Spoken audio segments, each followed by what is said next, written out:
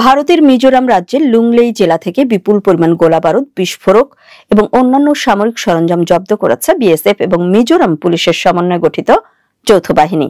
এ সময় গোলাবারুদ এবং বিস্ফোরক অভিযোগে একজন মহিলা সহ ৩ জনকে গ্রেফতার করা হয়েছে। ২২ মার্চ শনিবার রাতে বাংলাদেশ সীমান্তবর্তী লুংলেই জেলার একটি বাড়ি থেকে এসব অত্যাধুনিক সামরিক সরঞ্জাম জব্দ করা হয়।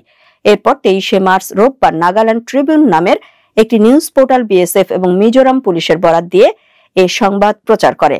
খবরটিতে বিএসএফ এর এক মুখপাত্রের উদ্ধৃতি দিয়ে বলা হয়েছে, গোয়েন্দা তথ্যের ভিত্তিতে মিজোরাম এবং কাছাড় ফ্রন্টিয়ারের অধীনে ৯২ ব্যাটালিয়নের সীমান্তরক্ষী বাহিনীর সদস্যরা মিজোরাম পুলিশের সাথে যৌথ অভিযান চালিয়ে বাংলাদেশ ও মিয়ানমার সীমান্ত সংলগ্ন রাজ্যের লুংলেই জেলা থেকে বিভিন্ন ধরনের অত্যাধুনিক অস্ত্র, বিস্ফোরক এবং অন্যান্য সামরিক সরঞ্জামের এই চালানটি জব্দ করেছে। শনিবার মিজোরামের লুংলেই জেলা